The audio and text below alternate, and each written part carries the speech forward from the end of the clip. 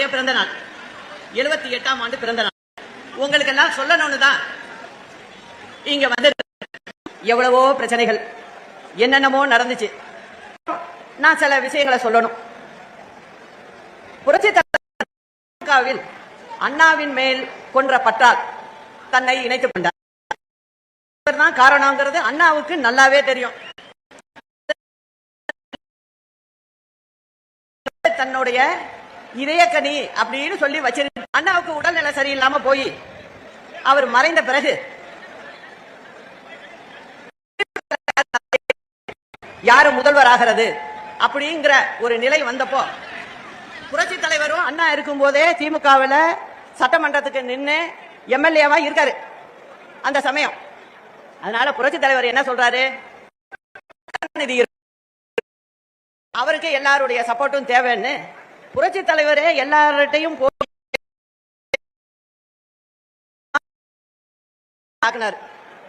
ஆனா என்ன ஆச்சு, என்ன பண்றாரு அவரு வழக்கம் போலதான் முடிவு பண்ணிட்டாரு. அதனால என்ன பண்றாரு, அவரை வந்து எல்லார்கிட்டையும் சொல்றாரு நல்லபடியா செயல்படுங்க. புரட்சி தலைவருடைய மன்றத்து ஆட்கள் தான் அதான் திமுக அப்போ நடத்தி ஆகணுங்கிறாங்க. புரட்சி தலைவர் வந்து அந்த மாதிரி ஒரு எண்ணமே அவர்கிட்ட இல்ல, ஒண்ணும் இல்ல. அப்ப என்ன சொல்றாரு, அனகாபுத்தூர் வச்சிருக்காரு. அவர் என்ன பண்றாரு, தலைவர்கிட்ட அதை கொண்டாந்து கொடுத்து ஆரம்பிச்சது இல்ல. அனகாபுத்தூர் ராமலிங்கங்கிறவர் ஆரம்பிச்ச கட்சி. திண்டுக்கல் தேர்தல் வருது, அப்போ வந்து ரெட்டை இலை சின்னம் சுயேட்சை சின்னம் அதை எடுத்து நின்று வெற்றி பெற சட்டமன்ற தேர்தல் இதெல்லாம் நின்று வெற்றி பெற்று அப்ப எல்லாம் அம்மாவை அரசியலுக்கு கொண்டு வந்துட்டாரு. அம்மா கொண்டு உங்களையெல்லாம் வந்து பாப்பாரு. நான் கருணாநிதி ஒரு பக்கம் பிரச்சாரத்தில் என்ன சொல்றாரு, தலைவர் இறந்து போயிட்டாரு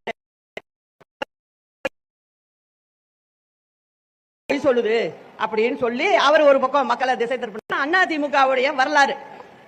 அதுக்கப்புறம் என்ன, தலைவர் மறைகிறார் டிசம்பர் மாசம் 24ஆம் தேதி.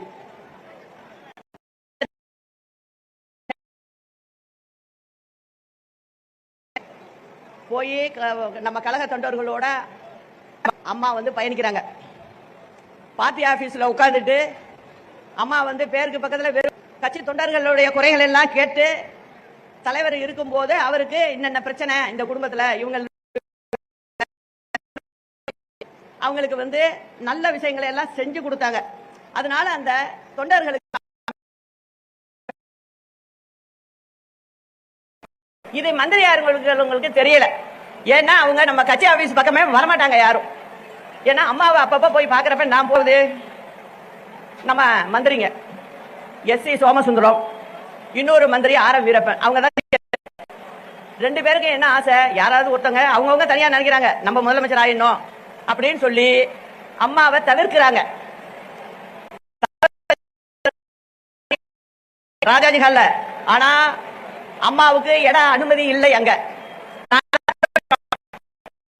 வண்டியில கொண்டு போய் வச்சதும் ராணுவத்தோட கண்ட்ரோல்ல வந்துரும். அதே மாதிரி தான் நாங்க அதுக்கப்புறம் தான் போய் தலைவருக்கு அம்மா வைக்கிறாங்க. அப்ப போய் அம்மாவை இழுத்து தள்ளி விடுறாங்க, கீழே உட்காந்து. அதுக்கு பிறகு என்ன ஆகுது, அந்த அவங்க நான் மனசுக்குள்ளே சின்ன பொண்ணு ஒரு சபதம் எடுக்கிறேன், நீங்க இப்படி எல்லாம் பண்ணிட்டீங்க அம்மாவை, இதே அம்மாவை இந்த அதிமுக முதலமைச்சர் ஆக்கி காட்டுவேன், நீங்க எல்லாம் வரிசையா வந்து வீட்டுல நிப்பீங்க, அந்த கால வெகு தூரத்துல இல்ல அப்படிங்கறத மனசுக்குள்ள நினைச்சேன். நினைச்சிட்டு போலீஸ் கமிஷனர் வந்து சொல்றாரு, இதுக்கு மேல இங்க அம்மாவை நிக்க வச்சுட்டு இருக்காதீங்க, அம்மா உயிருக்கு ஆபத்து, அம்மாவை உடனே வீட்டுக்கு அழைச்சிட்டு போங்கன்றாரு. நாங்கெல்லாம் என் குடும்பத்தை சேர்ந்தவங்க கூட இருந்தாங்க, கட்சி தொண்டர்கள்லாம் இருந்தாங்க, அவங்களெல்லாம் கிட்டையே அனுமதிக்கல, அவங்க எல்லாம் வெகு தூரத்துல நிக்கிறாங்க. நாங்க அம்மாவை அழைச்சிட்டு போயஸ் கடை வீட்டுக்கு கொண்டு போனோம். அதுக்கப்புறம் அம்மா சொன்னாங்க, இது வேண்டாம், இந்த அரசியல் எனக்கு வேண்டாம், இவங்கெல்லாம் வந்து என்ன கேவலப்படுத்துறாங்க. நான் தலைவர் வந்து உடல்நிலை சரியில்லை, நீ கூட வந்து உதவியாருன்னு சொன்னாரு, அதுக்காக தான் நான் வந்து இருந்தேன், அதனால இது வேணான்ட்டாங்க. அப்ப நான் சொன்னேன், உங்களை சீண்டிட்டாங்க, அதனால இவங்களை நம்ம சும்மா விடக்கூடாது,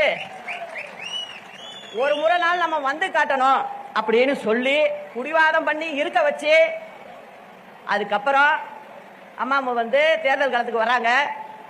அப்ப நம்ம கட்சி இப்ப இருக்கிற மாதிரி தான் ரெண்டாவது பிரியுது.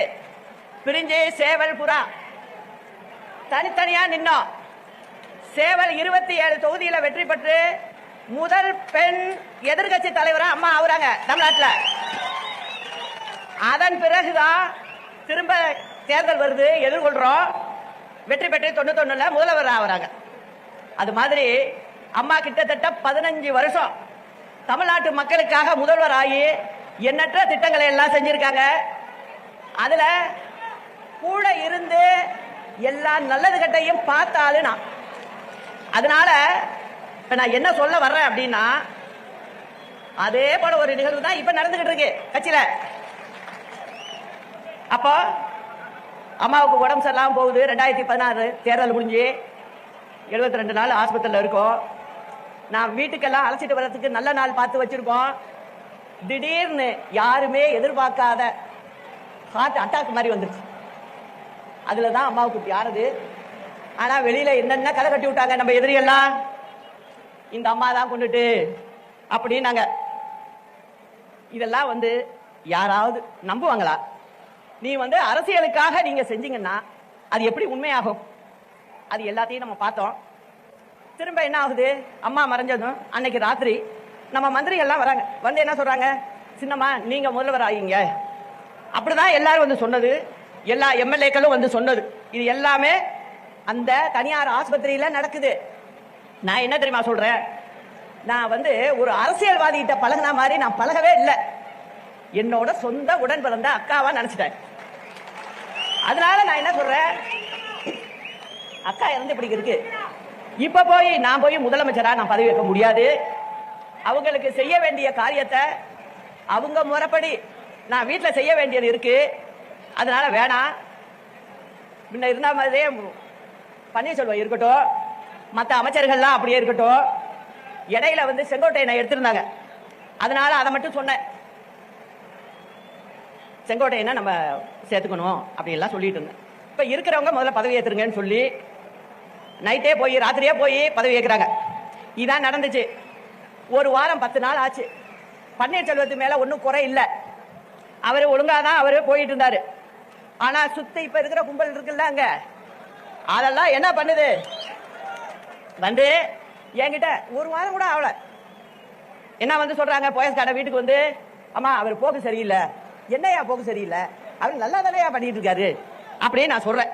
இல்லம்மா சரியில்லைம்மா, வந்து நீங்க வந்து இப்ப கட்சிக்கு பொதுச் செயலாளர் ஆகணும், நீங்களே வந்து முதலமைச்சர் ஆகணும் அப்படிங்கிற மாதிரி ஒரு கோரிக்கையை கொண்டாந்து காலையில 6 மணிக்கு வருவாங்க, திருப்பி பாத்தீங்கன்னா மத்தியானம் 3 மணிக்கு வருவாங்க, திருப்பி சாயந்தரம் வருவாங்க. இதை நான் வெளியில சொல்லல. அப்ப எனக்கு நீங்க இருந்தாதான் சரியா வரும், அத்தனை பேரும் சேர்ந்துக்கிட்டு நீங்க இருந்தாதான் சரியா வரும், நீங்க இருந்தா சரியா வரும், இவர் இருந்தா சரியா வராது அப்படிங்கிறாங்க. பொதுச் செயலாளர் நீங்க ஆகணும், இல்லப்பா நீங்க உங்களுக்குள்ளே ஒருத்தங்க இருங்க, நல்லபடியா நடத்துங்க, அப்படித்தான் நான் ஆரம்பத்திலேயே சொன்னேன். எனக்கு அம்மா இறந்த துக்கம் என்னால மறக்க முடியல, நீங்க நடத்துங்கப்பா அப்படின்னு சொல்றேன். இல்லம்மா நீங்க வந்தாகணுங்கிறாங்க. சரின்னு சொல்லி அதுக்கப்புறம் தான் அவங்களே என்னை வந்து தொந்தரவு பண்ணி பொதுக்குழுவை கூட்டி அங்க என்ன பொதுச் செயலாளராக நியமனம் பண்ணி வீட்டில் கொண்டாந்து கொடுத்து என்ன ஆபீஸுக்கு அழைச்சிட்டு போறாங்க. இதுதான் நடந்துச்சு. அதுக்கப்புறம் நான் என்ன பண்ணேன், நாங்கெல்லாம் வேலை செய்யற ஆளு, அதனால என்ன பண்ணேன், பேச்சாளர்கள் எல்லாம் மாவட்ட வாரியா வர சொல்லி எல்லாரையும் பாக்குறேன். நான் 2-3 நாள்லயே எல்லாரையும் பார்த்து பேசிக்கிட்டு இருக்கிறேன். மாவட்ட அமைப்புகளை கூப்பிட்டு காலையில ஒரு மாவட்டம், மத்தியானம் ஒரு மாவட்டம்னு பார்க்க ஆரம்பிச்சிட்டேன். இது மாதிரி நடந்துகிட்டு இருக்கு. திருப்பி வந்து அதே குறை அவர் மேல, அவரையும் கூப்பிட்டேன். ஒரு நாள் பன்னீர்செல்வத்தையும் வர சொல்லி, அமைச்சர்களா இருக்கிறவங்க அத்தனை பேரையும் வர சொல்லி, போயஸ்கார்ட வீட்டுக்கு எல்லாரையும் ஒன்னா உட்கார வச்சு, என்ன பன்னீர்செல்வம் செய்யறாரு சொல்லுங்க, நேரா சொல்லுங்க, நான் கேட்கணும் அப்படிங்கிற. இல்ல நாங்க ஏதோ போய் கேட்டோம், ஏதோ ஒரு போலீஸ் அதிகாரியை மாத்தணும்னு ஒரு மந்திரி சொல்லி இருக்காரு. அவர் நல்ல அதிகாரி இல்ல, அம்மா இருக்கும் போதே ஒதுக்கி வச்ச மனுஷன். நான் டக்குன்னு சொன்னேன், அம்மாவே சரியில்லைன்னு சொல்லி ஒதுக்கி வச்சவரை எப்படி போட முடியும்? அதுல ஒன்றும் தவறு இல்லை, பன்னீர்செல்வம் சொன்னதில்ல அப்படின்னு நான் அந்த மந்திரிக்கே எடுத்து சொல்றேன். இதெல்லாம் போய் ஒரு குறையா சொல்லலாமா அப்படின்னு சொல்றேன். அம்மாட்ட ஒரு பழக்கம், போலீஸ் டிபார்ட்மெண்ட்ல கட்சிக்காரவங்க தலையீடு இருக்கக்கூடாது அப்படிதான் நடத்தினாங்க. அதனாலதான் திருட்டு இல்ல, பிரச்சனைகள் இல்லாம இருந்தது.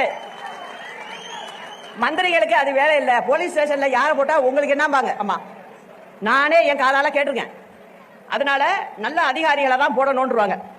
அம்மா இல்ல என்னன்னா அவங்க சீட்டை கொடுத்து போடுன்னு இருக்காங்க. அவர் என்ன சொல்லியிருக்காரு? இல்ல அது அம்மா சொன்னது, அது அப்படியே தான் போகணும்னு இருக்காரு. அவர் மேல அதுல தப்பு இல்லை. நானா இருந்தாலும் அதை தான் செய்வேன். இப்படி ஆச்சு. அவர் ரொம்ப நெருக்கடி கொடுக்க ஆரம்பிச்சிட்டாங்க அவருக்கு. அவராலையும் வெளில சொல்ல முடியல. அதுக்கப்புறம் பார்த்தேன், இதை எப்படியோ விட்டுட்டு போனா பிரச்சனை பெருசாகும் அப்படின்னு சொல்லி அதுக்கு பிறகுதான் நான் ஆகுறேங்கிற முடிவுக்கு வந்தேன். இல்லைன்னா நான் வந்திருக்க மாட்டேன். பொதுச் செயலரா இருந்து நான் கச்சா பார்த்துக்கிட்டு இருந்திருப்பேன். ஆனா இந்த பிரச்சனை உள்ளுக்குள்ள புகஞ்சதுனால இதை தடுக்கிறதுக்கு ஒரு வழி இதுதான் அப்படின்னு முடிவு பண்ணி தான் நான் ஒத்துக்கிட்டேன். அதுக்குள்ள பன்னீர்செல்வத்துக்கு என்ன ஆச்சோ தெரியல. அவருக்கே தெரியும், எல்லாரையும் வச்சு ஒன்னா வச்சுதான் பேசுறேன். என்ன ஆயிடுச்சு, திடீர்னு போய் அம்மா சமாதியில போய் உட்காந்துட்டாரு. போய் உட்காந்து தர்ம உத்தரவுட்டார். அது யாரோ சொல்லியிருக்காங்க, எல்லாருக்கும் புரியும். ஏதோ கேட்டு அவர் ஏதோ பண்ணிட்டாரு. கடைசியில் அதே என்ன வரைக்கும் அவருக்கு சிக்கலாயிடுச்சு. அது வேற. அதனால இந்த மாதிரி ஆணிச்சு பிரச்சனை. அதுக்கப்புறம் எங்க கேஸ் முடிச்சு நாங்களே மறந்துட்டோம். தீர்ப்புக்கு வெயிட் பண்றோம். 1 வருஷத்துக்கு மேல இருக்கு. திடீர்னு பாத்தீங்கன்னா நான் போய் லெட்டர் கொடுத்துட்டேனா முதலமைச்சர்னு, கவர்னர் ஆளே இல்ல, வெளில போயிட்டாரு. அதுக்கப்புறம் என்ன பண்ணோம், அதுக்குள்ள தீர்ப்பு வருது, சீக்கிரமா வருது, 4 ஆண்டு சிறை தண்டனை அப்படின்னு வருது. நான் அதுக்கெல்லாம் பயப்படல. நான் அதுக்கு பயப்படல. என்னோட கவனம் பூரா என்ன இருந்தது, கவர்மெண்ட்டை கலக்க விட்டுறக்கூடாது, நம்ம கவர்மெண்ட்டை உட்கார வச்சுட்டு போடும். அந்த பொறுப்பு அதிகமாயிடுச்சு எனக்கு. அதனால என்ன பண்ண, தீர்ப்பு வந்தது. 1 வாரம் டைம் கொடுக்க சொல்லு, எனக்கு இங்க வேலையெல்லாம் இருக்கு, முடிச்சுட்டு வரணும்னு. அங்க டெல்லியில உள்ள ஜட்ஜி என்ன சொல்லிட்டாரு, கொடுக்க முடியாது, நாளைக்கு சாயந்தரம் 6 மணிக்கு பெங்களூர் ஜெயிலுக்கு போய் ஆகணும் அப்படின்னு சொல்லிட்டாரு. உடனே என்ன பண்றேன், உடனே எம்எல்ஏக்களை கூட்டி உட்கார வச்சு நான் பேச வேண்டியதெல்லாம் சொல்லி, இப்ப இருக்கிறார் இல்லையா இவரை முதலமைச்சரா தேர்ந்தெடுத்தோம். நான் பேரை சொல்ல கூட விரும்பல, எனக்கு வரமாட்டேங்க. நல்லவங்க தான் சொல்லுவேன், நல்லவங்க ஒரு சாதாரண ஆளா இருந்தா கூட சொல்லுவேன். இது சொல்ற அளவுக்கு இல்ல. அதனால நான் வாயினால சொல்லல, உங்களுக்கே புரியும் யாருன்னு. சரி, இவரை முதலமைச்சராக்குவோம் சொல்லிட்டு அந்த தீர்ப்பு காதல கேட்டு 5 நிமிஷத்துக்குள்ள நான் இந்த வேலையை பண்ணேன். அவர் உடனே என்ன சொல்றாரு, அம்மா கவர்னர்ட்ட லெட்டர் கொடுக்குறப்ப நீங்களே எல்லார்ட்டையும் கையெழுத்து வாங்கி நீங்களே இருந்து கொடுங்கம்மா அப்படிங்கிறாரு. அதனால உட்காந்து அம்மா போட்டோ வச்சு சத்தியம் பண்ண சொல்லி எல்லார்கிட்டையும் கடிதத்தை வாங்கி அதுக்கப்புறம் கொடுத்து நான் கையெழுத்து போட்டு கவர்னருக்கு அனுப்பிச்சு விட்டு மறுநாள் காலையில் 11 மணிக்கு பெங்களூருக்கு போனேன். இதுதான் நடந்தது. அப்படியே 2-3 மாசம் போச்சு. அப்ப எல்லாம் இவர் எப்படி என்ன அப்படிங்கறது எனக்கு சரியா தெரியல. அங்க போனதுக்கு அப்புறம் 4-5 மந்திரிங்க வந்தாங்க என்ன பார்க்க. ஒரு 2 மாசத்துக்குள்ள வந்தாங்க. வந்து எல்லாரும் பார்த்துட்டு பேசிட்டு இருந்துட்டு, அம்மா நீங்க சென்னை ஜெயிலுக்கே நம்ம மாத்திக்கலாம், நீங்க ஏன் பெங்களூர்ல இருக்கணும் அப்படின்னு கேட்டாங்க. அல்ல செங்கோட்டையர் ரொம்ப கேட்டார். அதை அம்மா இங்க மாத்திக்குவோம், நம்ம செக்ரட்டரி ஹோம் செக்ரட்டரி லெட்டர் கொடுத்து பெங்களூர் ஹோம் செக்ரட்டரிக்கு கொடுத்தா போறோம், நம்மளுக்கு இங்க டிரான்ஸ்பர் கொடுத்துருவாங்க, அதனால நீங்க நம்ம ஊர் ஜெயிலுக்கு வந்துடலாம். ஏதோ தெய்வாதீனமா எனக்கு கடவுளே சொன்னிச்சு போல இருக்கு, இல்லைன்னா நான் இன்னைக்கு பேசிட்டு இருப்பேனாங்கிறதே கஷ்டம். அதனால நான் யதார்த்தமா சொன்னேன், இல்ல செங்கோட்டையன் நான் இங்கே இருக்கேன் பெங்களூர்லயே. நான் சொன்ன காரணம் வேற என்னன்னா, நீங்க அரசாங்கத்தை நடத்தணும், திமுகவுக்கு சொல்றதுக்கு இப்ப ஒண்ணுமே இல்ல. இப்ப நான் அங்க வந்தேன்னா நீங்க ஆட்சி பண்ற இடத்துல உள்ள ஜெயில நான் இருக்கும்போது அவங்க என்ன சொல்லுவாங்க, சசிகலாவுக்கு இன்னைக்கு சாப்பாடு கேரியர் போடுச்சும்பா. இந்த மாதிரி இன்னைக்கு கொண்டு போய் சொந்தக்காரவங்க போனாங்க 40 நிமிஷம் தான் பார்க்கணும், அரை நாள் உட்காந்து பார்த்துட்டு வந்தாங்கன்னு சொல்லுவாங்க. இதெல்லாம் நமக்கு தேவையா? வேண்டாம். நீங்க ஆக்கப்பூர்வமான வேலையை பாருங்க, மக்கள் வாக்களிச்சிருக்காங்க, நம்ம வேலையை பார்க்கணும், அதனால வேணாம், நான் இங்கே இருந்துட்டு வந்துடுறேன் அப்படின்னு சொல்லி வேண்டான்னு சொல்லிட்டேன். அப்புறம் பின்னாடி போக போக தான் தெரிஞ்சிச்சு எனக்கு, நம்ம வேண்டான்னு சொன்னதுதான் நல்லது அப்படின்னு நினைக்கிற அளவுக்கு வச்சுட்டாரு. அது போகட்டும். அதுக்கப்புறம் என்ன ஆகுது, கொஞ்ச நாள் பாத்தீங்கன்னா திடீர்னு ஒரு பொதுக்குழுவே அதுக்கு தானே இருக்கு நீக்கிறதுக்கு. அதனால என்னன்னா உடனே ஒரு பொதுக்குழுவை கூட்டி என்ன நீக்கிறாங்க. நான் ஒரு முதலமைச்சரா உட்கார வச்சுட்டு போயிருக்கேன். அப்ப எப்படியாப்பட்ட ஆளா இருக்கணும்? என்ன நீ வந்து ஒரு பேப்பரை தூக்கி போடுற மாதிரி போட்டா எப்படி இருக்கும்? நான் எப்போதுமே கோபத்தை காட்டுறதே இல்லை.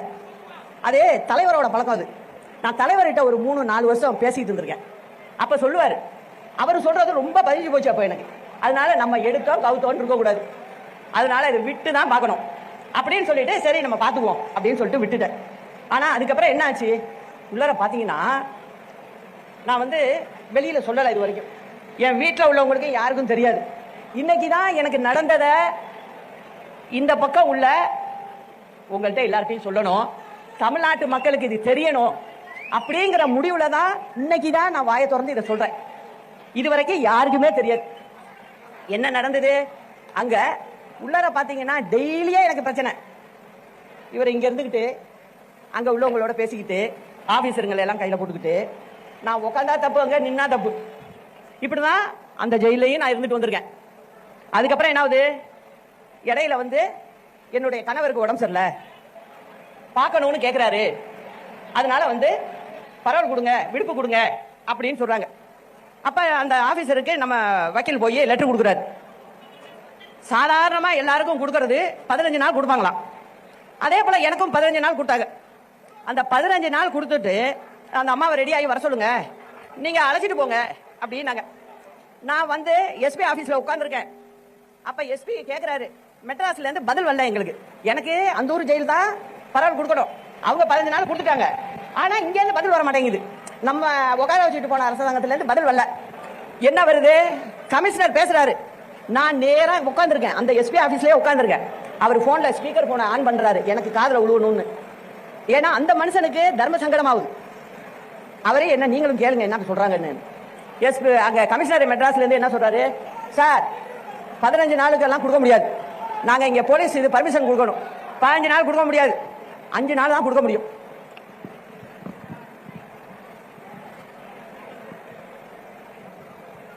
அஞ்சு நாள் தான் கொடுக்க முடியும், அதுக்கு மேல கொடுக்க முடியாதுங்கிறார். அந்த இவர் கேட்கிறாரு ஜெயில் சூப்பரண்ட், சார் ஜெயில கொடுக்கறது நாங்க கொடுக்குறோம் 15 நாள், நீங்க எப்படி அதை வேண்டாம்னு சொல்ல முடியும், நீங்க போலீஸ் பர்மிஷன் மட்டும் கொடுங்க. இல்ல சார் சிஎம்ஏ சொல்றாரு 5 நாளைக்கு மேல கொடுக்க வேண்டாம்னு, அதனால நான் என்ன சார் பண்ண முடியும், நீங்க என்ன பத்தி ஆபீசர்களுக்கெல்லாம் தெரியும் நியாயமா இருப்பேன்னு, நீங்க சின்னமாட்டே ஒரு வார்த்தை சொல்லுங்க சார், அவங்க ஒத்துக்குவாங்க சார்ங்கிறார். நான் எதுக்கு உட்காந்துருக்கேன், சரி பரவாயில்லங்க, அதிகாரி என்ன பண்ண முடியும், மேல உள்ளவங்க சொல்றப்ப அதிகாரி ஒன்றும் பண்ண முடியாது, பரவாயில்ல 5 நாள் பரவாயில்ல நான் பார்த்துட்டு வந்துடுறேன். அப்புறம் 5 நாள் கொடுக்குறாங்க. அடுத்தது நம்ம எங்க தங்குறோம்னு கொடுக்கணும். நான் யதார்த்தமா போயஸ்காரன் வீட்டுல இருந்தா நான் ஜெயிலுக்கு போனேன், அதனால நான் அந்த அட்ரஸே கொடுக்குறேன். உடனே அங்கேருந்து வருது திருப்பி 14 கண்டிஷன். இந்த மாதிரி யாருக்கும் வந்தது இல்லை, அவர் பார்த்ததே இல்லைங்கிறாரு சர்வீஸ்ல. என்ன கண்டிஷன் வருது, நீங்க சொந்தக்காரவங்கள பார்க்க கூடாது, பிரஸ்ஸ பார்க்க கூடாது, நேரா ஒரு வீட்டில் இருக்கீங்க, வீட்டில இருந்து நேரா மருத்துவமனைக்கு போகலாம், மருத்துவமனையில இருந்து நேரா வீட்டுக்கு தான் வரணும், வேற எங்கேயும் வெளியிலே போக கூடாது. ஆஸ்பத்திரிக்கு போங்க வீட்டுக்கு வாங்க, ஆஸ்பத்திரிக்கு போங்க வீட்டுக்கு வாங்க, வேற எங்கேயும் நீங்க போக கூடாது அப்படின்னு சொல்லிட்டாங்க. சரிங்க அப்படின்னு நான் சொல்லிட்டேன். அப்புறம் போயஸ்கார வீட்டுல தங்கக்கூடாது, அது மெயின் கண்டிஷன்ல வருது, தங்கக்கூடாது. அப்படி போயஸ்கார வீட்டுல தான் தங்குவேன்னா இந்த 5 நாளையும் கேன்சல் பண்ணிடும் அப்படிங்கிறாங்க. நான் சரி உயிருக்கு போராடுறவங்கள போய் பார்த்தாகணும், சரி பரவாயில்ல என்னோட சொந்தக்காரவங்க வீடு ஒன்று இருக்கு, அங்க நான் தங்குறேன், டி நகர்ல தங்குறேன் அப்படின்னு சொல்லி அதுக்கும் ஒத்துக்கிட்டு போனேன். அதுக்கப்புறம் அவர் மறைஞ்சதுக்கு பிறகு தகவல் வருது, அதுக்கும் 15 நாள் கொடுக்க முடியாது, 10 நாள் தான் அப்படிங்கிறாங்க. பொதுவா எங்க பக்கம் எல்லாம் 15ஆம் நாள் தான் காரியம் எல்லாம் பண்ணுவாங்க. ஆனா வேற வழி இல்லை, ஏன்னா எனக்கு கொடுக்கல, அதனால 10வது நாள் பண்ணிட்டு நான் அன்னைக்கே புறப்பட்டு பெங்களூருக்கு போனேன். இந்த மாதிரி நிறைய விஷயங்கள்ல நீங்க பாத்தீங்கன்னா உட்கார வச்சவங்கள ஒரு பக்கம் முதுகுல ஒரு பக்கம் முன்புல எவ்வளவு ஈட்டியால குத்துவாங்களோ அந்த அளவுக்கு பண்ணிட்டாங்க. சரி இதெல்லாம் மீறி நான் திரும்ப வந்து விடுதலை ஆகி சென்னைக்கு வர்றேன். எல்லாரும் வந்து பாத்தீங்க, வர்றப்ப கட்சி கொடி கட்டக்கூடாது, இது அம்மா சமாதிக்கு போகக்கூடாது அப்படின்னு சொல்லி நான் என்ன பண்ண, நீ என்ன சொல்றது, நான் என்ன கட்சி கட்டிக்க கல்றது அப்படிங்கறதுல தான் நான் வேற வண்டி மாத்தி வந்தேன். என்ன அரெஸ்ட் பண்ணணும், ஓசூர் தமிழ்நாடு பார்டர் வந்ததுமே என்ன அரெஸ்ட் பண்ணணும்னு முடிவு பண்ணிட்டாங்க. அதுவும் எனக்கு செய்தி வந்துருச்சு. ஆனாலும் நான் வந்து கொடியை கழட்ட மாட்டேன், நான் வேற வண்டி மாத்தி நான் வந்துட்டேன். இது எதுக்கு சொல்றேன்னா, இந்த அளவுக்கு கட்சியில யாரும் இருக்கக்கூடாது, கட்சியில மூத்தவங்களா இருக்கணும், எல்லாரையும் வெளில தள்ளணும். இதெல்லாம் என்ன போக்கு? இதனால என்ன ஆகுது? கட்சியே வந்து சரிஞ்சு கீழே போயிட்டு இருக்கு. அதுதான் உண்மை. இந்த உண்மையை எவ்வளவு நாளைக்கு மறைக்க முடியும்? மறைக்க முடியாது. அதனால தலைவரும் சரி, அம்மாவும் சரி, எப்படி இந்த கட்சியை பார்த்துக்கிட்டாங்க? தலைவர் சொல்லுவாரு, கொள்கையா கட்சியாங்கிறப்ப ஒரு கட்டத்துல அண்ணா சொன்னாராம். அதை சொல்லி ஒரு கடிதமே போட்டுருக்காரு. என்ன சொல்றாரு? கொள்கை தான் முதல்ல, கட்சி ரெண்டாவது தான் அப்படின்ட்டார். அதனால இவர் செய்யறது எந்த விதத்திலையும் நியாயம் கிடையாது. முதல்ல ஊர் ஜனங்க எப்படி மதிப்பாங்க? முதல்ல இவரை எப்படி மதிப்பாங்க? எப்படி நல்ல மனுஷன்னு சொல்லுவாங்க? அப்புறம் நான் யோசிக்க ஆரம்பிச்சிட்டேன், இது வந்து சரியா வராது. இவரை பொறுத்த வரைக்கும் தான் இருக்கணும், கட்சி என்ன ஆனாலும் பரவாயில்ல, கட்சி தொண்டரை பத்தி தூளியும் நினைக்கல. கீழே கிளைக்கழகத்திலேருந்து ஆரம்பிச்சு மேல்மட்டம் வரைக்கும் யாரையும் இவர் வந்து திருப்திப்படுத்தல, இவர் தன் போக்கையும் மாத்திக்கல. அப்படிங்கும் போது நானும் 9 ஆண்டு காலம் இது எல்லாத்தையும் மனசுக்குள்ள வச்சுக்கிட்டு, இல்ல ஒரு கட்சி இது, நம்ம வந்து தனிப்பட்ட முறையில ஒருத்தங்க மேல கோபங்கிறதுனால நம்ம அப்படிலாம் நடந்துக்க கூடாது, எப்படியாவது கட்சியை ஒண்ணு இணைக்கணும் அப்படிங்கிற நிலையில தான் நான் என்னோட அந்த 9 ஆண்டு காலமும் போயிருக்கு. நான் நினைச்சிருந்தா அப்பயே எதுவும் பண்ணிருக்க முடியும். நான் அந்த மாதிரி செய்யல. காரணம் என்னன்னா, தலைவரையும் அம்மாவையும் நினைச்சு இது இப்படி மாதிரி செய்யக்கூடாது. சரி, 21 தேர்தல் வருது. 21 தேர்தல்ல சொல்றாரு, இப்ப வந்து உடனே வந்து எதுவும் பண்ண முடியாத நேரம், அதனால வந்து இந்த ட்ரிப் இருக்கட்டும்ங்க, நாங்க முதல்ல பாக்குறோம். சரி, ரைட்டு, அதுக்கும் சரி, நீங்க பாருங்க, ஜெயிங்க, நல்லதுதான் அப்படின்னு சொன்னேன். இது வரைக்கும் பாத்தீங்கன்னா 10 முறை தேர்தல்ல தோல்வியை மட்டும்தான் பார்த்திருக்கோம், வெற்றி பெறல. அதனால எதிர்கட்சிகள் எப்படி இருக்கு? மோசமா இருக்கு. ஏதாவது நல்ல ஆட்சி பண்ணுதா? பண்ணல. ஆனா தமிழ்நாட்டு மக்கள் வந்து நம்மளுக்கு கொடுக்குற ஆதரவை என்னைக்கு அவங்க மனசுல இருந்து எடுக்கல. ஆள் சரியில்லை, அப்ப அவங்க வேற மாதிரி நினைக்கிறாங்க, இன்னும் திருந்தலையே அப்படிங்கிற நினைப்புக்கு போறாங்க. இப்ப அம்மா இருந்தாங்க, அம்மாவை எத்தனை முறை 13 கேஸ் போட்டாங்க. 13 கேஸ்ல 12 கேஸ்ல நாங்க விடுதலையானோம். இந்த ஒரு கேஸ் தான் கடைசியில இருந்தது. அந்த கேஸையும் நாங்க வந்து சாதாரணமான கேஸ் தான் அது. இதுல இப்படிலாம் ஆகிறதுக்கே வாய்ப்பே இல்லை. இதுல கருணாநிதி என்ன பண்ணாரு? அப்பவே ரொம்ப சூட்சமா பண்ணாரு. அரசாங்க பதவியில இல்லாத என்னையும் அதுல சேர்த்து இவதான் கூட இருந்துகிட்டு எல்லாம் பண்ணிட்டு இருக்கா, அதனால இவளையும் இந்த கேஸ்ல சேர்த்துடணும்னு தான் 96ல சேர்த்தது. அதுதான் இப்படி நடந்தது. ஆனா ஒண்ணு சொல்றேன், சட்டமோ அதிகாரமோ கொடுக்கிற தீர்ப்பை விட மக்கள் கொடுக்கிற தீர்ப்பு தான் மகத்தானது. அத தமிழ்நாட்டு மக்கள் அம்மாவுக்கு தொடர்ந்து கொடுத்திருக்காங்க. நீ என்னதான் நீ வந்து அம்மா மேல தண்டனைன்னு சொன்னாலும் திருப்பி வெற்றி பெற்று வந்து திருப்பி ஜெயிக்கிறாங்க அம்மா. அதனால தமிழ்நாட்டு மக்கள் மேல எனக்கு ரொம்ப நம்பிக்கை இருக்கு. அதனால அவங்க என்னைக்கும் நம்மளை விடமாட்டாங்க. அதனால நான் இப்ப ஒரு இந்த மண்டையில தான் அந்த முடிவை எடுக்கணும் அப்படிங்கிறதுக்காக என் மனசுல உள்ளதெல்லாம் உங்களுக்கு சொல்லிட்டேன், எல்லாத்தையும் சொல்லிட்டேன் உங்கள்கிட்ட. இப்ப என்ன நினைக்கிறேன், இந்த சமயத்துல நான் வந்து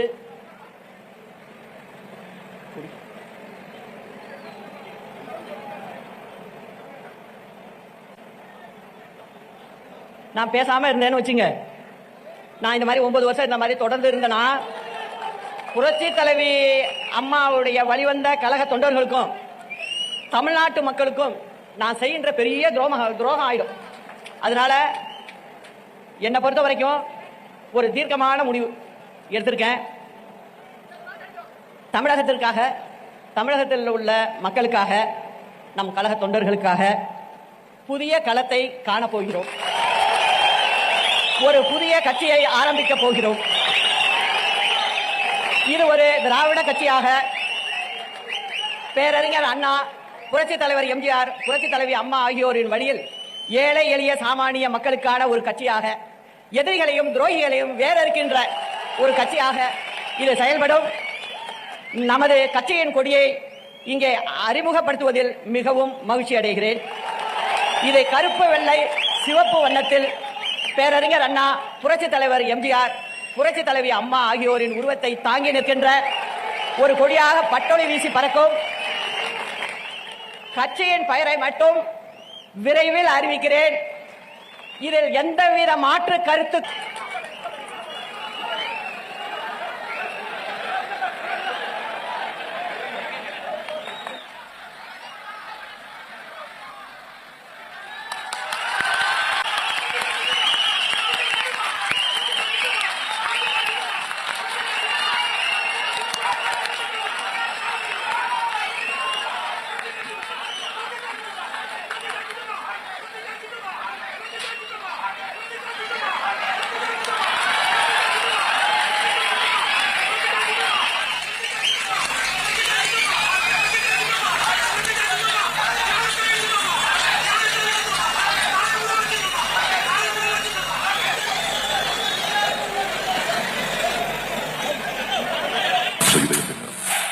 வெள்ளை எங்கள் நெஞ்சின் தூய்மை, மக்களிடம் கொண்ட நம்பிக்கை, அமைதியின் உறுதி. சிவப்பு எங்கள் ரத்தத்தின் சாட்சி, தியாகத்தின் வரலாறு, புரட்சியின் குரல். மக்களால் நான், மக்களுக்காகவே நான், உங்களால் நான், உங்களுக்காகவே நான்.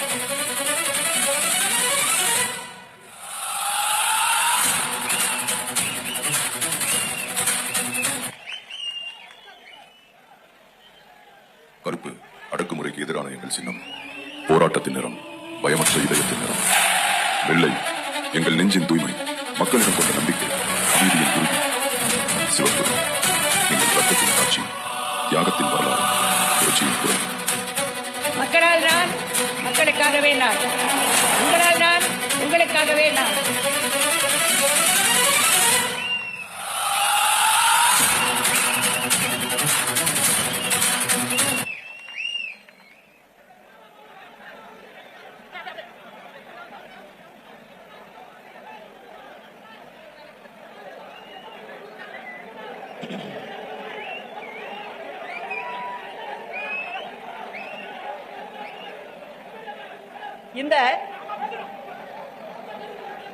இந்த கொடியை இங்கே அறிமுகப்படுத்தியதில் எனக்கு பெரும் மகிழ்ச்சி. தெற்கு சீமையே வீரத்தின் அடையாளம் தான். இந்த பெருமைக்குரிய மண்ணில் எனது முடிவை அறிவித்ததில் நான் மிகவும் மகிழ்ச்சி அடைகிறேன். ஜாதி மத பேதமற்ற தலைவர்கள் வாழ்ந்த இடம். மாவீரன் புலித்தேவன், அவருக்கு துணையாக ஒண்டி வீரன் வெண்ணி காலாடி, அதே போல வீரமங்கை வேலு நாச்சியார், மருது சகோதரர்கள் அவருக்கு துணையாக, உடையாள் படைக்கு குயிலி. அந்த அம்மாவை பொறுத்தவரை ஜாதி மதம் பார்க்கவில்லை, பூலித்தேவனை பொறுத்தவரையும் ஜாதி மதம் பார்க்கவில்லை. வீரமங்கை வேலு நாச்சியார் 8 வருடம் காத்திருந்து யாரும் ஜாதி மதம் பார்க்கவில்லை. அதே போல வீரபாண்டிய கட்டபொம்மன் வெள்ளையனை வெளியேற்ற அவர் பட்ட பாடு, இங்கேயும் ஜாதி மதம் வரவில்லை. அதே போல வ.உ. சிதம்பரனார், அவர் தெற்கு சீமைக்கு சொந்தக்காரர். அவரை பொறுத்தவரை வெள்ளையனால் மட்டும்தான் கப்பல் ஓட்ட முடியுமா, நானும் வியாபாரம் செய்து காட்டுகிறேன் செய்து காட்டியவர். அவர் வழி தொட்டு வந்தவர்கள் பசும்பொன் ஐயா அவர்கள், பெருந்தலைவர் காமராஜர் அவர்கள், இவர்களெல்லாம் வந்த மண் இது என்பதால் வீரத்தின் அடையாளமாக இந்த இடத்தில் சொல்வதுதான் சரியாக இருக்கும் என்று இந்த இடத்தை தேர்வு செய்தேன். தலைவர் சொன்னாரு, என்றும் நல்லவர்க்கு வாழ்வு வரும் நாளை, இது அறிஞர் அண்ணா எழுதி வச்ச ஓலை என்ற புரட்சி தலைவரின் பாடல் வரிகளுக்கு ஏற்ப நாளை நமதே வெற்றி நிச்சயம். அண்ணா நாமம் வாழ்க, புரட்சி தலைவர் நாமம் வாழ்க, புரட்சி தலைவி அம்மா நாமம் வாழ்க. நன்றி, வணக்கம்.